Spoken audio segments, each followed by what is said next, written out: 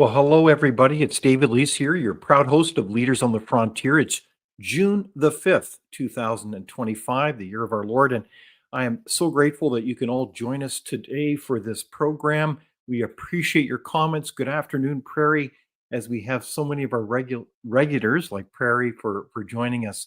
And we do appreciate your comments. We're getting thousands of comments across the programs, and we do appreciate that feedback. And one thing that I'm noticing is that we have quite an audience, really from coast to coast, as they say, and so that kind of feedback is much appreciated. And I'll tell you why. One of the reasons is because when I am able to see these comments, I think it says as many things. It's not just simply the land; it's the people that draw together in terms of that common vision of building an incredible country. So we need to be able to take heart that there's many people that care, and you illustrate that wonderfully. So Robert says hello from Mississauga.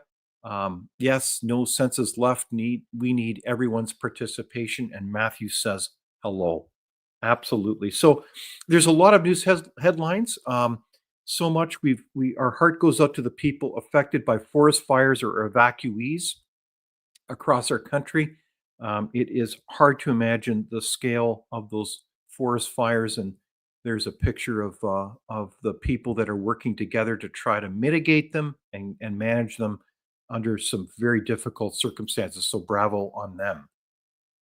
In other news, we noticed that the Bank of Canada is holding pat on their 2.75% interest rate as they literally walk the line. There's Tiff Macklin walking a line of sorts as he goes into the offices, as he's got a difficult job now in terms of trying to well manage core inflation, but also we're in a situation where we are presented with many uncertainties around tariffs and trade matters. So we shall talk about that later. Canada Post still has their deal in the mail, so to speak.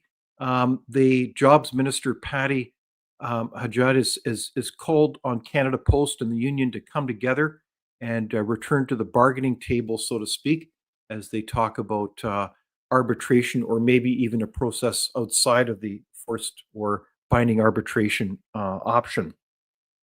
We've all heard it this last week about the U.S. placing steel and aluminum tariffs of some 50% on producers in Canada. So that's certainly a very significant development, and we'll figure out how that unfolds, and that's part of our conversation.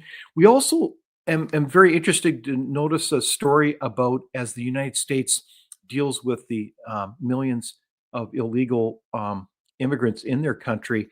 That U.S. crackdown is sending a surge of refugees into Canada. So it's very interesting that the Canadian government has probably responded in part to that with, I believe it's Bill C-2, a Stronger Borders Act. So we'll talk about that as well. I want to highlight as well that at Frontier, we've released this last week our International Housing Affordability Report. We looked at 95 markets worldwide, including a number of them in Canada. Be sure to look at that report. It was done, the lead on that is senior fellow Wendell Cox, and there's some very powerful discussions about that because housing affordability, as you may know, is there it is. There's some outcomes in terms of housing affordability across some key larger markets. The bad news is that it's a train wreck, as you can see in terms of Toronto, Montreal, Vancouver, Ottawa, much less so, much more affordable in other markets, including Calgary and Edmonton, and even more affordable in other smaller markets. So be sure to look at that report. That's foundational to our lives. And in the meantime, let's all keep I was going to say it's a Freudian slip, let's keep our elbows up or our fingers crossed, depending on what you prefer, that the Edmonton Oilers, as we look at the Stanley Cup, actually bring the Stanley Cup and named in the honor of Lord Stanley, that they can bring it home to Canada. Wouldn't that be something after, what is it, a 25-year drought or something? But the Edmonton Oilers look pretty sharp there in their jerseys. So anyways, we'll keep tuned to that. And in the meantime, we all want this government, federally, provincially, wherever they are, to succeed as they are helping to facilitate and work with everybody across this country to renew and move forward this country. We know we've had stagnant economy the last 10, 11 years. We've got a lot of major challenges. If you want to learn more about that, just pay attention to the interview that I had with Matthew Lau, a financial analyst who sums it up in terms of many different slides. It's not just one data point, it's many, many data points. And there's no senses left. Go Oilers, go. Way to go. So we want our governments to succeed. And on that note, they met in Monday in Saskatoon. You can see a lot of pictures here of the group meeting around a grand circle there as the Prime Minister chairs those meetings with the premiers. They came together, they saw, they talked, they visited, they kibitzed, and they issued a lot of different communiques. The theme was building one Canadian economy. Imagine that. I thought we had one, but we don't. Building one Canadian economy, taking down those barriers. We know that we're kind of in trouble as we look at moving things forward. There's Prime Minister Mark Carney with Premier Wab Kinew from Manitoba, probably talking about utility corridors going across the west to Hudson's Bay. Who knows? Because Wab Kinew, that's certainly one of the concepts he's been pitching. As they talk about projects, so-called nation-building projects that are very important.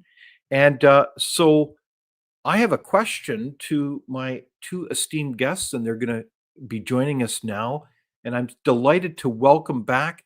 I have Bruce Pardy, who's on faculty at Queen's University, an all-around good guy. I like Bruce in terms of his incredible insights across all kinds of areas. So a warm welcome to you, Bruce. Thanks, David. Nice to be with you. And warm welcome to you, the Honorable Dan McTeague. And Dan, I tell you, you were a former Liberal and you've got a lot of history, and you're also the president of Canadians for Affordable Energy. So a warm welcome to you, Dan. Great to be here, and thank you for having me. Great to join, Bruce. So, gentlemen, I want to ask you, maybe Bruce, you want to go first. What came out of these meetings? Is it substantive? Do you think that we're making progress to move forward and build one Canadian economy? What's your quick assessment on this? No, this is the old ordinary Canadian game. Governments don't build economies. They don't build governments economies. do not build economies. If the governments in this country wanted to build a Canadian economy, what they would do is get out of the way. What was discussed, what Prime Minister Carney was talking about at the press conference and so on, is governments taking the thing in their own hands. He talked about government projects and government resources and government purposes and government criteria. This is the managerial state in action. This is not a free economy. This is not capitalism.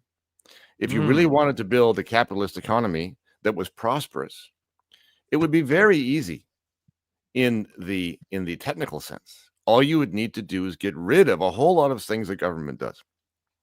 Instead, they're talking about how to build things themselves. You can see that with the pipeline talk, the energy corridor talk. You can hear that with the housing. I mean, Carney wants the government to build houses. Okay, these are the kinds of reasons that Canada is in the state that it's in. We in this country, especially our leaders, seem to believe that in order for economies to thrive, the government has to have its hands on the wheel.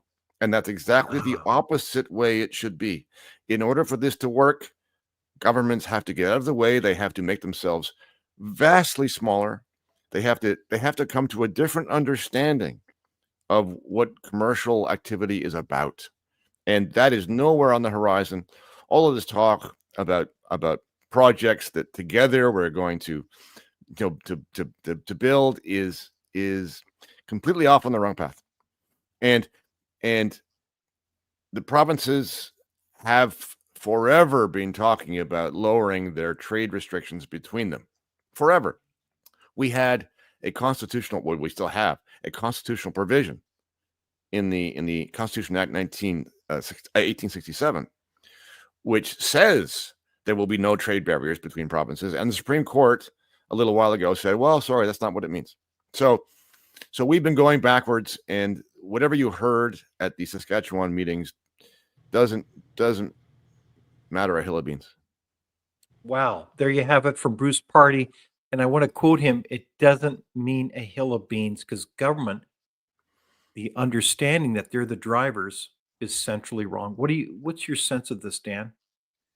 Yeah, I'm with Bruce on this, and I have a feeling this is more theater than it is, in fact, practical or necessary. Look, the federal government needs to stick to its knitting. It needs to produce a budget. It needs to produce a plan, not just a throne speech about, talking about trinkets and wonderful ideas that you have. It needs to come face to face with the fact that we have seen an unbelievable decline in our quality of life and standard of living over the past decade. Now, if the attempt was to show that this is somehow different, and that these kind of meetings are about a gab fest about what everybody wants to come to the table, with the federal government serving as a head waiter, to use an old expression, then that's fine. But I don't think coming out of this, there's anything that is substantively different than what we saw going into it, other than for the first time the Premier's meeting with the Prime Minister. And, again, the malaise that we face, certainly brought to the forefront by Donald Trump, has been percolating for quite some time. We accepted this for about 10 years. I'm surprised that you didn't talk about the Great Reset or Build Back Better and other silly slogans that have got us into such a significant amount of trouble. But no one is addressing the fundamentals. Mark Carney is a former bank governor, whether it's good or bad, in Canada and Britain. He's got a $70 billion cost to service the debt that this country has accumulated. He's planning to put more in there. How are we supposed to manage as an economy when you're now saying, the only way in which our number one resource sector is going to be able to survive is by decarbonizing? And this is a very controversial stuff that's being done.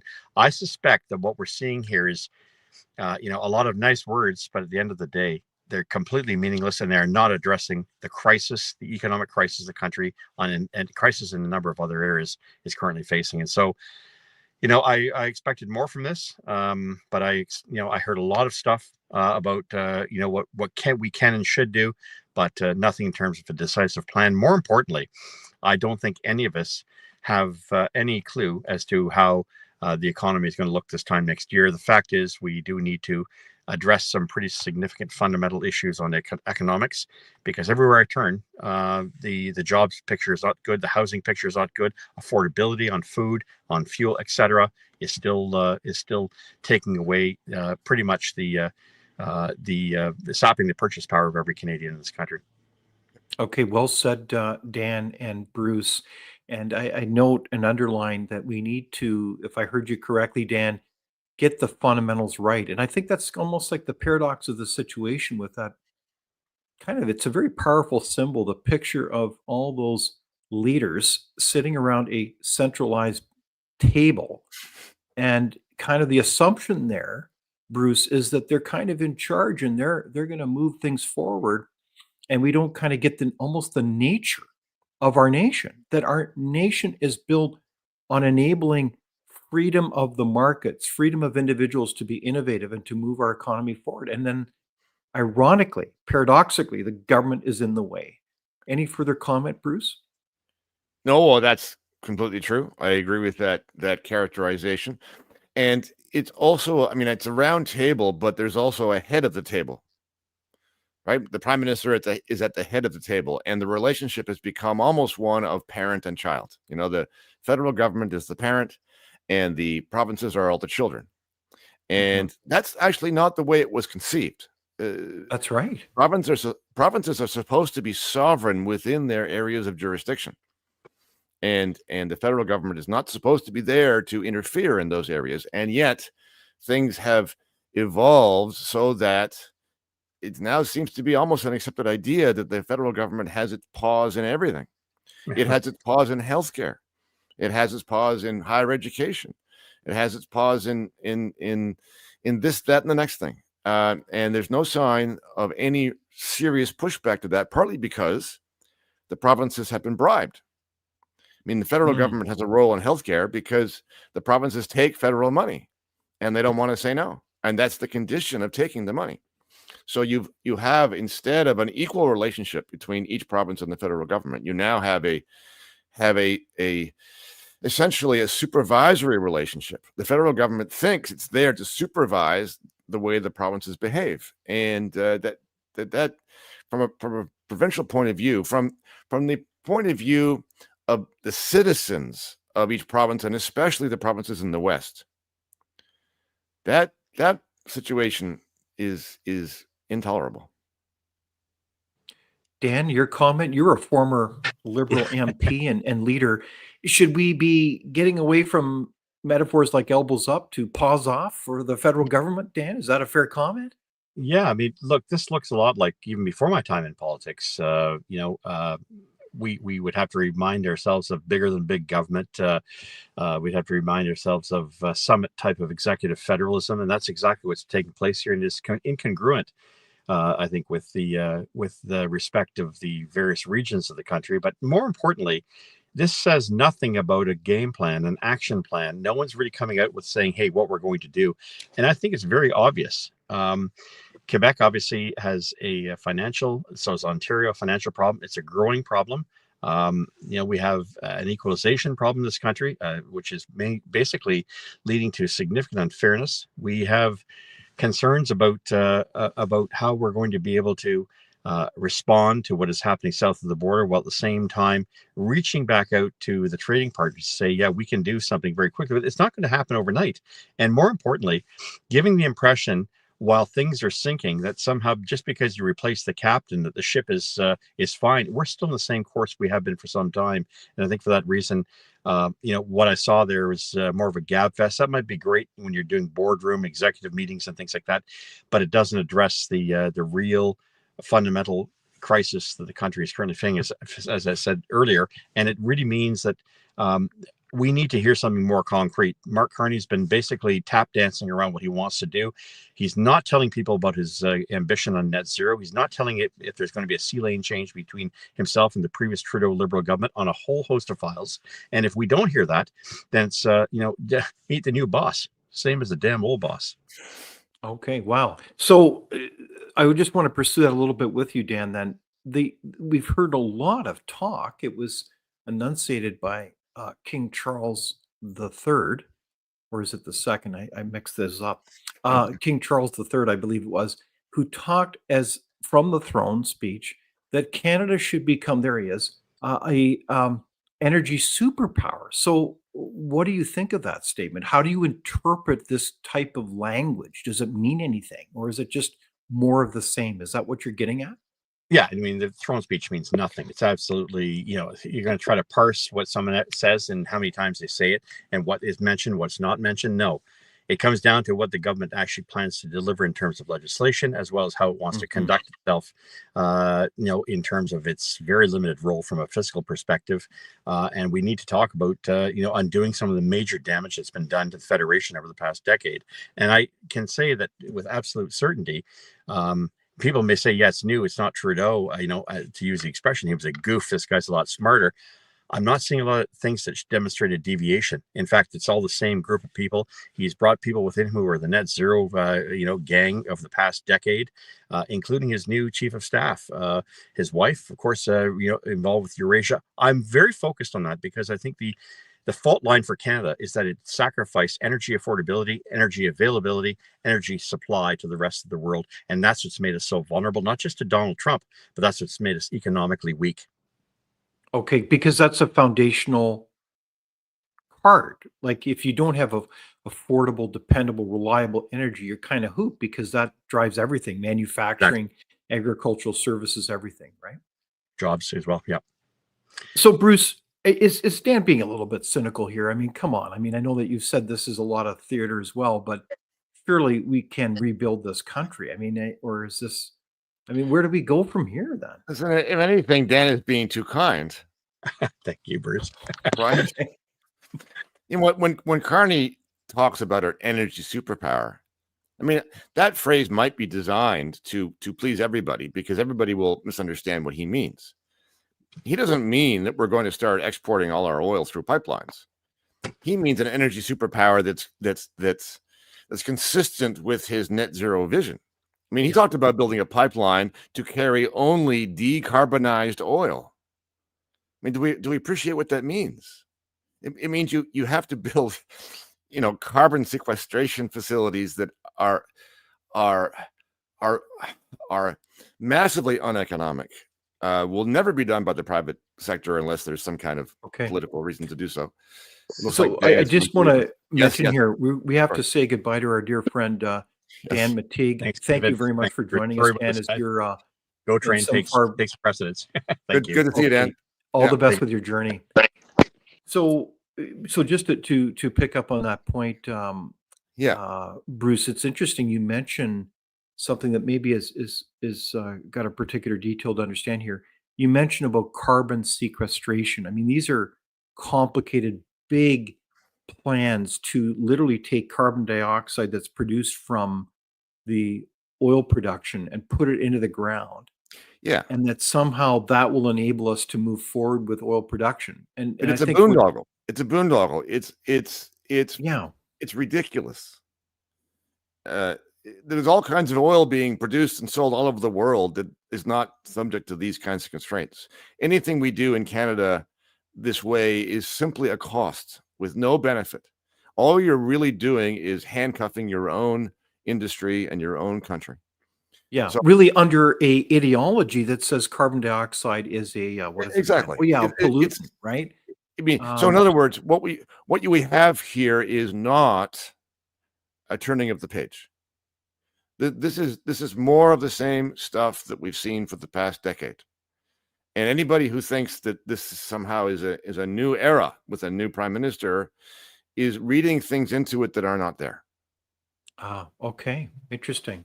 So, what do you think about that? I just finished the conversation with Dan McTeague, former Liberal MP, and now with Bruce Pardy about what's happening here coming out of the so-called Building One Canadian Economy Summit that was held in Saskatoon on Monday. What do you think? The audience is buzzing with great comments, and we so much appreciate them. It's interesting. Sheridan says it's more political theater. I said on one of previous shows, Carney will string along Danielle Smith to keep her calm. Nothing will get built. Productivity and competition are a sin in Canada, sadly. Wow, what a comment. And so I do want to just build a little bit about the whole metaphor of theater. And I don't know if you're familiar with this as an audience, but I've had the pleasure of being able to see in the Japanese context what is known as Kabuki Theatre. And it's quite an ancient art form that goes back several thousand years, where persons have kind of elaborate costumes and face masks, and they go through a very particular stylized approach to presenting story. And it's almost surreal, really, and it has great meaning. But it's everybody understands that it's kind of theater. It is clearly showing kind of an image of a story that is in the mind, and so it's not really realistic. And so that was kind of, and I don't mean this in some trivial way, but is that part of what we're seeing here, Bruce, is kind of a political theater when these leaders get together and they meet around a big table, they have these conversations, and what they're doing is really more theater than substantive. And I don't want to sound overly cynical, because I know that you have to meet and talk about different things at a certain level. But I don't know, Bruce, is that kind of where you're at then? Is that this Well- truly is theater? Well, yes, to a certain extent, it absolutely is. I mean, certainly the words that are used and the messages that are massaged are designed to be received by excuse me, audiences who want different things, right? So you don't want to offend any of the audiences. You want them all to think that they're on your side. You're on their side. So you shouldn't read too much into the messaging. On the other hand, there's also an element of this that these people, some of them anyway, are really going to believe in. And by that I mean Mm. some of these leaders will absolutely believe in the idea that their job is to manage the country and manage the economy, Oh, because they are managers through and through. That's what they think government is for. I mean, Mark Carney was the governor of two central banks, and that's a managerial job. You have manage inflation, you manage money mhm. supply. Uh, this is a deeply held belief in what the role of government is, and the belief in that role. And this is not limited to Canada, but it's maybe Mhm. more intense in Canada than anywhere I can think of. But this is part of the reason why we're at where we're at, and the solution that's being pursued is more and so-called better management, instead of deciding that management was a bad idea in the first place. Okay, so I like what you're saying, Bruce, in the sense that you're really inviting us to look at this through a much more thoughtful lens and say the very assumptions of a lot of these meetings may be incorrect, that government is not the centerpiece to building the economy, they're part of the problem. So what Yeah. really should their role be? Like, is there a kind of a solution that you'd recommend from a policy point of view to kind of enable us as a country to move forward? I mean, this is we Right. really want our country to succeed. We want every Canadian to go forward. And what can government be doing then to help us move forward then? What is Right. the Well, solution? so very well put. And so let me try and put it this way. We think that the job of government is to set policy, and we'd like the policy to be good policy and not bad policy. And in a way, where we're at is a function of a whole lot of bad policy over a long period Mhm. of time. Right? Indeed. And so we'd like our governments to set better policy. Okay. Let me reframe that. The problem is not bad policy. The problem is policy. The problem is the idea that governments set policy, because what, after all, is policy? Policy is just a set of rules that tell people what to do. Mhm. And we have given our bureaucrats and our politicians the power to make policies, that is, to make rules to tell us all what to do. And the very simple way forward is to say, you know what, that's not a good idea. We don't want our bureaucrats and our politicians making rules about what we can do. Instead, they should be facilitating the economy so that people can go out and make investments and build things and sell things on their own, in their own self-interest, with their own property, and not be interfered with. That's the way you build a prosperous economy.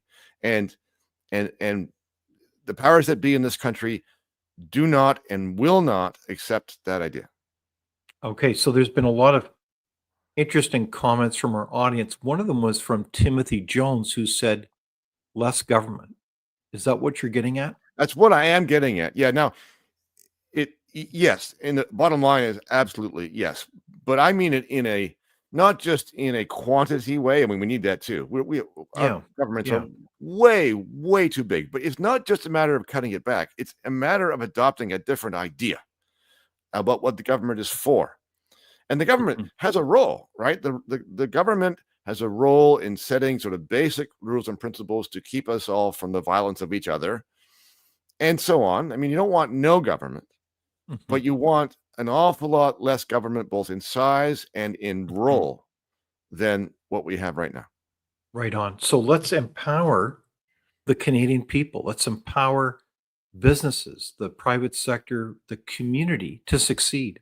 So I'm talking with Bruce Pardy about the situation that we have at hand coming out of Saskatoon and the summit there. Please encourage people to, well, take part in this information, this discussion. I think it's frankly very important. I know that we're getting a lot of great comments from people about this kind of discussion and the value of it holds to you. So please share it.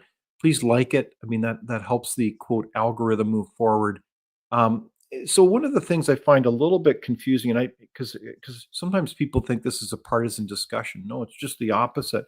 We're talking about the principles of building a better country, and what I find a bit confusing is that the response by different premiers who've been kind of at bit of loggerheads has been kind of cautiously optimistic, maybe even a bit positive. Like, for example, Saskatchewan Premier Scott Moe called this meeting a generational opportunity. In fact, that's a key phrase that kept repeating. I'm sure you noticed that too. A generational opportunity for Canadians, while Manitoba's Wab Canoe noted that it's also a generational opportunity for some of the poorest communities in our country to move forward. Even Alberta Premier Danielle Smith expressed cautious optimism the process will bear fruit for her province. So, I find that a little bit confusing. So, are they kind of buying into this kind of way of thinking that you're cautioning us not to fall in love with, Bruce? Could be. Sounds like it. I It mean, could be. so Premier Smith recently sent a letter to Prime Minister Carney with 9 demands, essentially, Yes. that for policy changes that the federal government needed to make in order to make Alberta happy.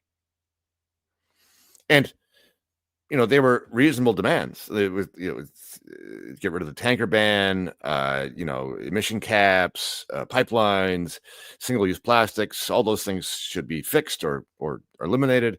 I don't disagree with any of that list, but it's a very narrow way to see the problem. Again, what you're doing is asking the federal government to make changes to its short-term policies that could be changed if they were changed, could simply be changed back in 3 or 5 years, or certainly with a different government or a different prime minister.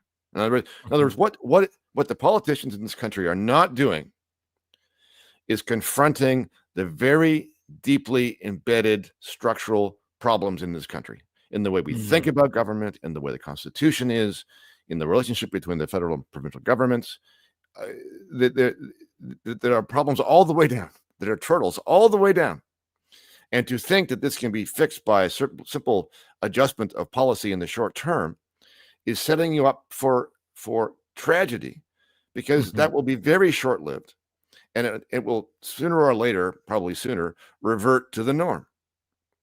So, and this is one of the reasons why, at this moment, Alberta, the potential for the Alberta separation is the thing on the table, because only that, and maybe Saskatchewan too, who knows? But that is the movement that is saying to the country, people, there is something fundamentally wrong here. And unless we get the attention of the people who lead us to take that seriously, and they have not and will not, then we're going to have to do something on our own. Okay. Well, so there you have it from Bruce Pardy.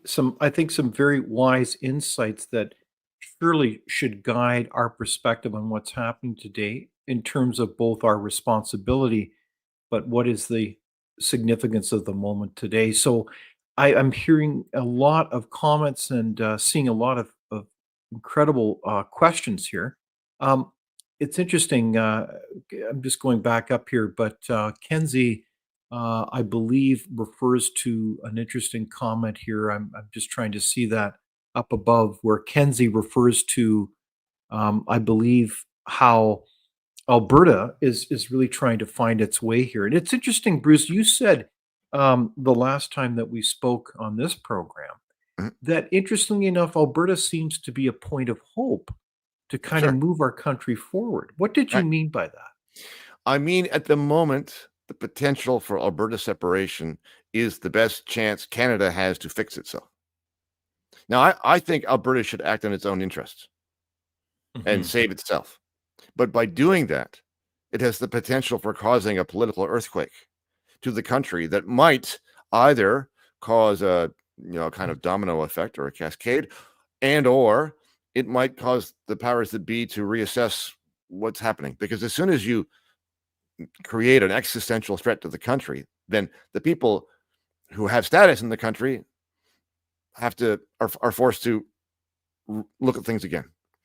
But the potential for passing a referendum in Alberta is at the moment the best shot going. And I don't know what the chances of that are. I'm not in Alberta. I've talked to a lot of people in Alberta who are adamantly in favor of it. I don't know what the numbers are. I've seen polling suggesting it might be this or that. I think it's within reach. I don't know if it'll happen or not, but it doesn't matter. It doesn't matter what the chances are. It's still the best shot right now. Okay, isn't that interesting? What do you think about that, audience? It's fascinating that Bruce's insight is that Canada has some really significant structural challenges, and that the way that we save ourselves is ironically through pathways like Alberta to be able to kind of shake us up and get us back on track. So, in many ways, Bruce, it's fascinating how you articulate these issues because it, in my mind, harkens back to the founding speeches of this country, and I encourage people to look them up. There's inspiring principles that were about bringing those colonies together to form a greater federation. And the federal government was created by those colonies, not the other way around, as you were alluding to. Well, Yeah. yes and no. I'm not sure if that stands up to the light of day. We'd certainly like to think that that is the nature of the situation. Mhm. But there's also another story to be told, perhaps, which is, this was built as a colony. And this was the colony left over after the American Revolution. And the people who did Oh. not want to be free decided they wanted to be subjects still, and either stayed here or came up from the 13 colonies to stay under the thumb of the king. You're And the loyalists. the loyalist. And so, Alberta as a province, Saskatchewan, so you can think of Canada as a colony serving Great Britain, and you can think of Alberta and Saskatchewan as colonies serving central Canada. That's one way to frame the history and the origin of those provinces. And that Interesting. sort of still remains today. If you look at equalization, you look at interference in natural resources. Alberta, in a sense, is the cash cow of Confederation. Mhm. And those people who have power in the Confederation are not going to be open to the proposition that the arrangement has to be fixed or changed to something else, because that means that the way it's been happening for so long can't carry on. The rest of Canada, and especially the federal government, is not going to be favorably disposed. Let's say Alberta passes a referendum and gets to the threshold of saying, right, we're leaving, let's have a negotiation. Mhm. Okay. The powers that be are not going to simply say, oh, you passed a referendum. Okay, then, away you go. Because that is going to threaten the existence of the thing that they have. So the people in Alberta,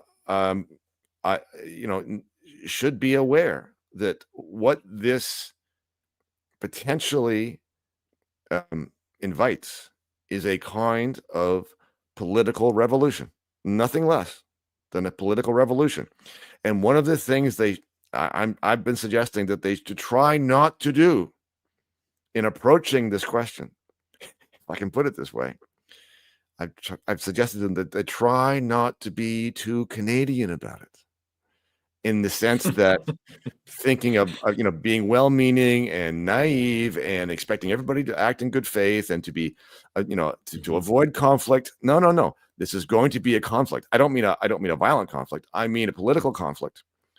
And that's the kind of thing that we need in this country. This country needs disruption because it is too complacent and is traveling backwards, and nobody wants to confront that problem.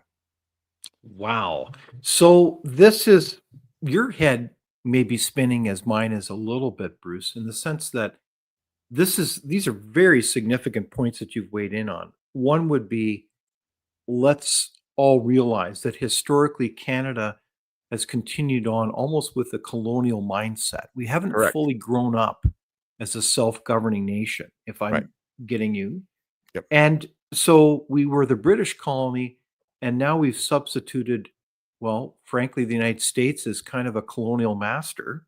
Heaven forbid, I don't mean that in some unpatriotic manner, but the reality is that we're joined at the hip with the United States. This whole idea of, well, elbows up is nonsense. It shouldn't be a message of fear. It should be, how do we not only work with allies such as the United States, but how do we grow up? So let's do the basics well. Let's get our economy freed up. Let's be a full partner with NATO instead of a NATO laggard. Let's grab a hold of our rights and traditions. Let's celebrate Sir John A. and our Canadian identity and act like a real nation. Is that another way to say what we're talking about? Yeah, well, so yes, sure. But let's try a third way. So for a long time, we've been well, I was going to say cheating a little bit. I don't really mean it that way. I mean, we've been advantaged by the fact that we're right next to the United States. Mhm. We've leaned on them for economy and trade and so on. We've leaned on them for military protection. And Mhm. here's the kind of, Canadian schizophrenia, if you like, the political or cultural schizophrenia. On the one hand, we're dependent upon the US. And on the other hand, we're built to oppose them, which is where all this ridiculous, elbows up stuff comes from. Because the origin of Canada, Canada exists, if you like, to oppose the US. Because we don't want to be revolutionaries. We want to be subjects. So you guys, go off and do that thing. We don't support you. So we are inclined as Canadians to be morally superior, to feel morally superior to the Americans, because we don't want that rubbish. On the other hand, we depend on them for economy, for protection, and so on. And so we have this love-hate relationship, and we have never really grown up. We're the little brother, and as a little brother, we're allowed to criticize them and yet take the goods. And the big brother might actually be getting to the point of saying, all right, enough. Either grow up and come with us, or we're coming after you. And I don't know, I don't mean that literally, but I mean, at a certain point, you've got to grow up and take the world as it is and stop taking shortcuts.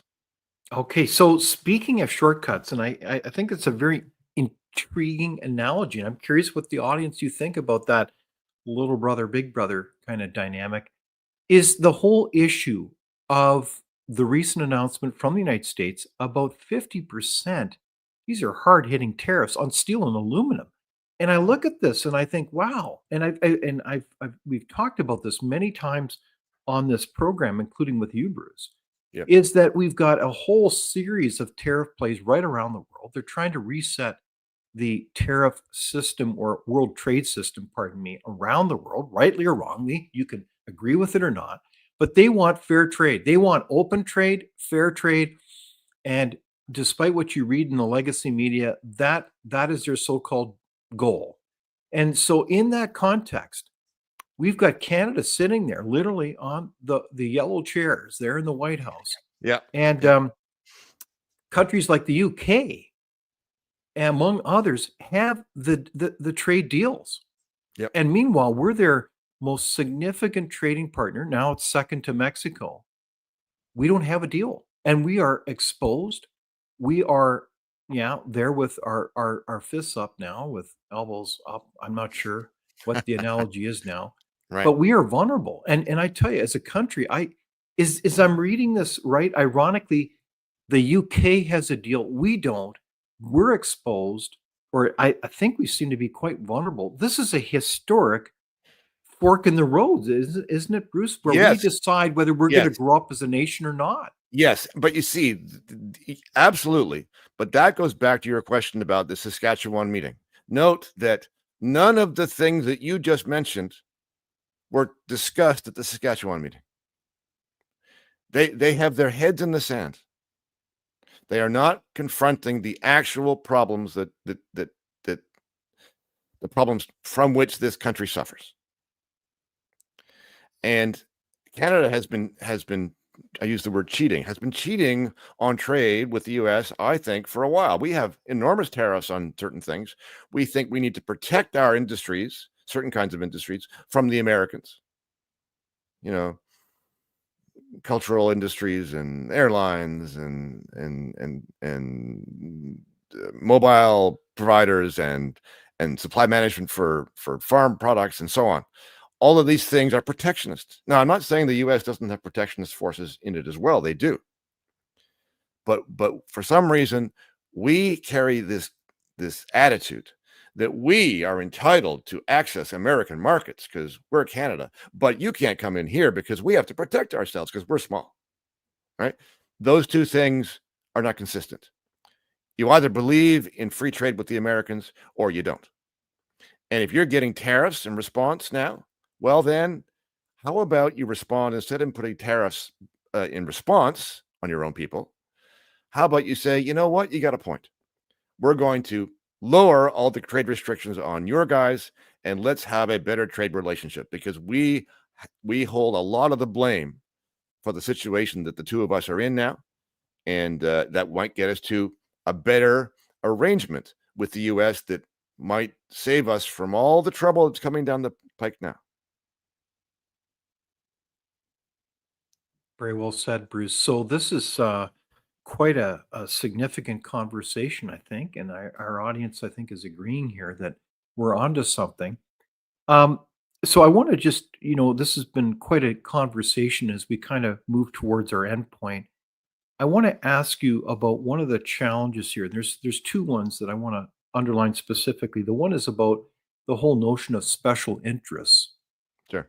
and the challenges of what are called concentrated benefits and dispersed costs. The whole notion that special interests love, like parasites, thriving on these concentrated benefits, Yeah. thriving off the largesse of the government while the rest of us pay for it, Yep. whether it's in dollars, pennies, or millions or billions. So I want to talk about special interests, and then I want to talk about China. Okay. Because that came up in our chat here.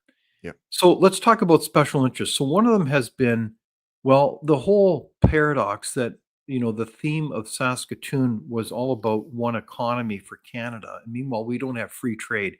So it begs the question, why is that? And then on top of that, we've had almost a rhetoric of a de facto veto that a number of First Nation leaders have articulated now, because it's important to work with everybody, including First Nations. We know that.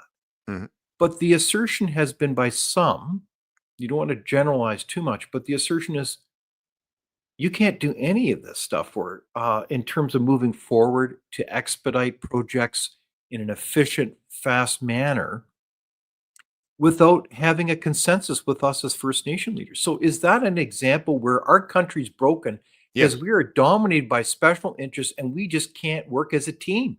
We Yes. just have everybody saying, oh yeah, let's go forward, but let's all rise up and say stop. Yes. Yeah, 100%. I mean, so let me be clear.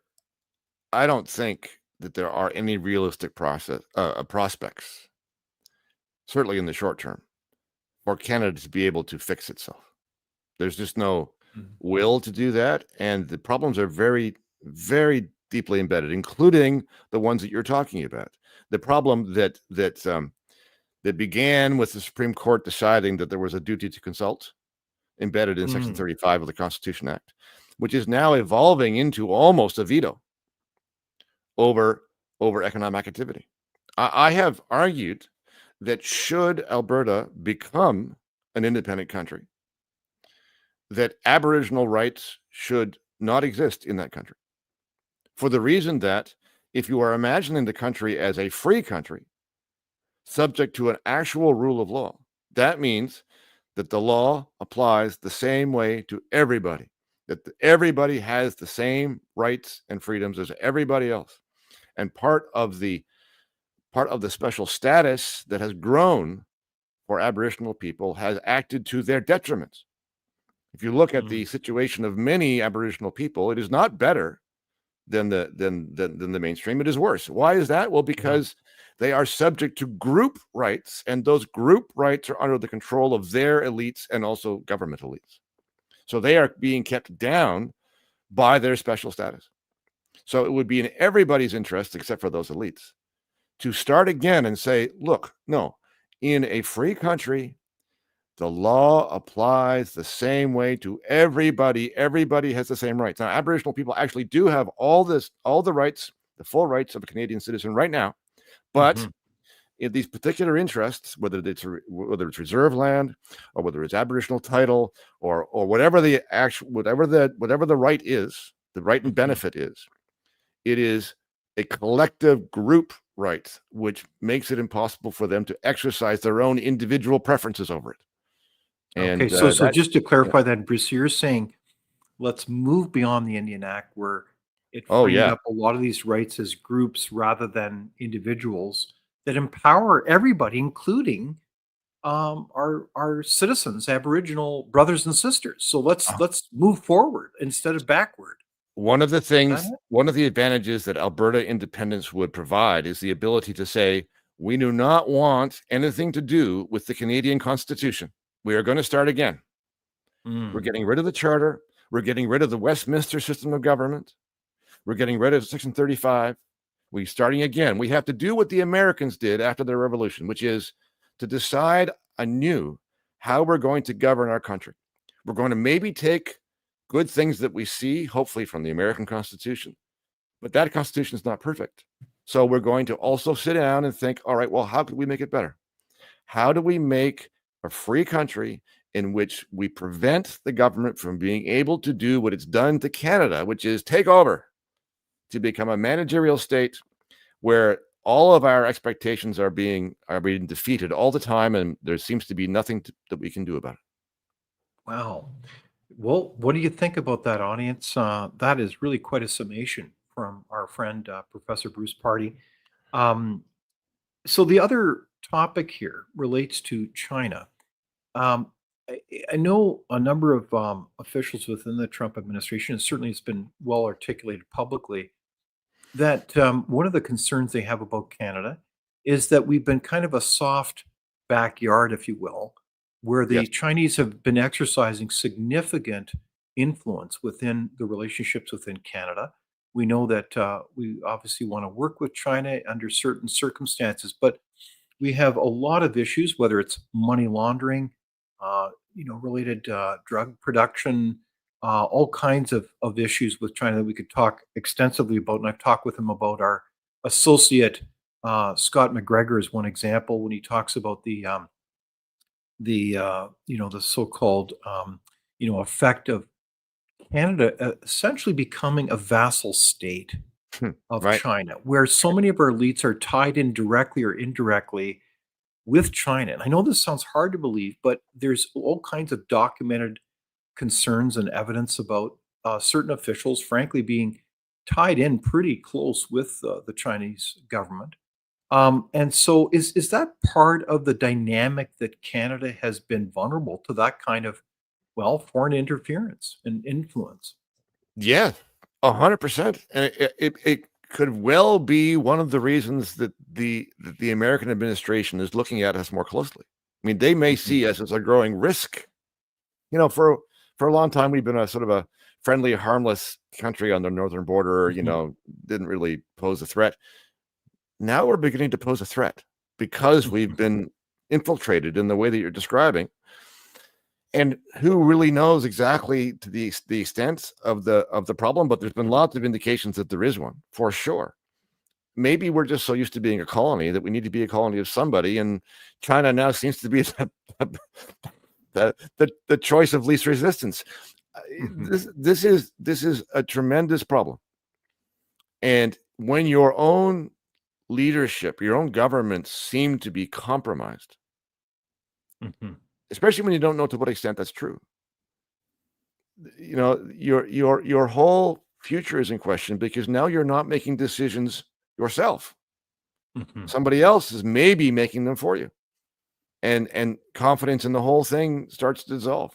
So 100%. And again, I'm I have to go back to this. If this is a problem in interference in Canadian governance in all different kinds of Mhm. ways, then Alberta breaking free is perhaps the best way to solve it, because then you're making a clean break. You make a clean break and you start again. At a certain point, you make such a mess inside the country, you can't clean it up. It's impossible. Mhm. And we Indeed. may be at that moment already in this country. You really wonder. It's interesting. Kenzie Kraken says that Kash Patel, the director of the FBI, was pretty clear that they considered Canada a threat, and that was Yep. just Yep. issued Exactly. last week. Right. Now, another related file, which I'm curious then, given all the above, what lens do you see this through? And that would be the immigration file. We notice that our country has truly been inundated with millions of immigrants in Canada. We know that immigration is important, but it's how it's managed is the issue. We know this. But the numbers have been truly at record levels in the stratosphere compared to historic levels, well over a million every year. And the flows continue to be very high, whether it's in different forms, whether it's refugees, whether it's permanent residents, whether it's how they've redefined the family classification and age and even health condition, and also, of course, temporary visa holders. So, how do you see that file, Bruce? Like, is it another example where it serves a certain interest group to have such large measures of immigration? How is it really serving Canadians? You have to wonder, don't you? The other possibility is that it's it's almost culturally suicidal. And a lot of Canadians don't realize this because we don't have a media that exposes it. Not a Mhm. mainstream media anyway, not a Yes, legacy yes. media, right? Um, on the CBCs and the CTVs and the globals, No, they're silent. this story is not covered. But in Mhm. fact, it sounds like the problem in Canada over a period of time has been as big or greater than the crisis in the US. And Indeed. Yeah, they the now have an scale. administration in the US that, is acknowledging the problem and Mhm. trying to do something about it. That has not happened here. Another again, going back to your Saskatchewan meeting, one of the things that was not discussed was that, which means that there is no inclination on the Mm. part of our leadership to even identify the nature of the problem. They're very happy to talk about housing and cost of housing, but they're not willing to associate that problem with the actual problem, which is too many people too fast.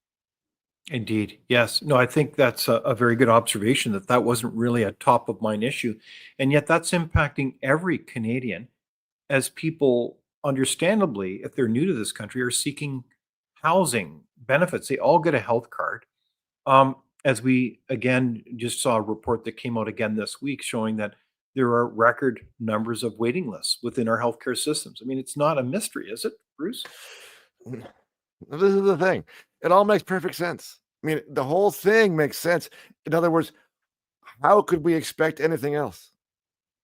I mean, it defies logic.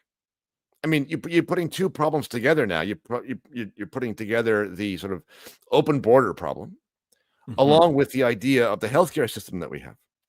mhm. And I've long said that the healthcare system in Canada is abysmal. It's abysmal because it's built on the wrong idea. And the idea is in this country, you're not allowed, you should not be allowed to Mhm, obtain your own healthcare through your own means. Okay. mhm. That is not a free country. And again, if Alberta goes its own way, I would like to think that one of the first things that Albertans would decide is that that is intolerable. If you're going to have a free country, a new free country, then one of the first things to go is a socialized system of medicine. And that's what it is. Okay, very interesting. So we're kind of near the end of our discussion. There was a very interesting bill that was introduced, and I don't mean to put you on the spot, Bruce, but it was called Bill C2, a bill for a stronger border act. Yeah. I have not had an opportunity to review this 155-page document. It's on my to-do list, but is that a bill that you think has any substantive opportunity to, frankly, improve the management of our borders if we don't, in fact, confront the issues of these larger macro numbers that make our noses bleed? So far, I haven't um, examined its details except for this one. And it's a very concerning one. Somebody brought this to my attention, something that's buried in C2. And that is part of C2 is to outlaw any cash transaction over $10,000. In other words, part of the agenda of C2, part of the agenda of the government in putting forward C2 is to restrict the use of cash. That has nothing to do with the border. What they're doing now is putting down the screws on all of us, Canadian citizens included, and saying, you're not allowed to use cash. We want to track what you're doing. And the excuse is, well, we're really tracking, people who are here illegally. We want to, prevent money laundering, yada, yada, yada. This has the effect of diminishing the ability of free people to use the cash that they own. And it's a measure through the back door. And this is exactly the kind of thing that you'd expect from this regime that we've had here for a long time. Okay, so let's look at Bill C2 with some skepticism. And that's a very interesting point that I wasn't aware of. So thank you, Bruce, for bringing that to our attention. These are very important initiatives. And I think it's also in the context, Bruce, that we do not have a transparent written budget at this point. We know that our deficits look like they're even higher than they have been, which is very concerning, certainly from my perspective, in terms of both deficits, debt, and the like. What's the significance of not having a budget until what will likely be, I'm not clear, is it in the fall or even later, Bruce? Part of the problem here is we're dealing with parliamentary convention and not strict letter of the law. But there was a time when parliamentary convention was thought to be very important. But what you have here reflected is the evolution of the thinking about how our governance system is supposed to work. This is back to my theme of managerialism. If you are a set of managers, then Parliament is just a bother. It's not that important. That's not where the real work is being done. The real work is being done in the back rooms, doing the bean counting.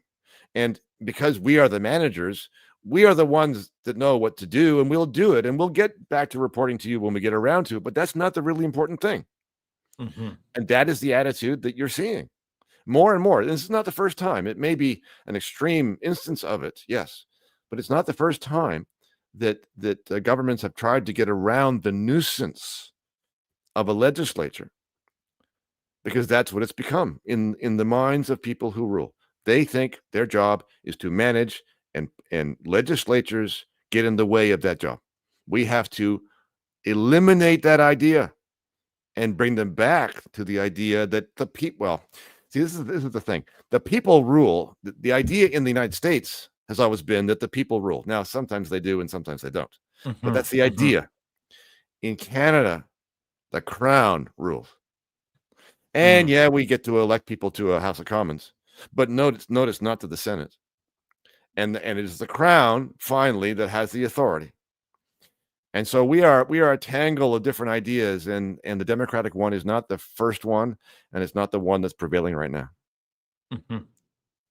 Well, Bruce, you've certainly challenged us today to think through what's happening before our eyes, and to think about, well, the importance of empowering the people, empowering Canadians. And I like that theme a lot.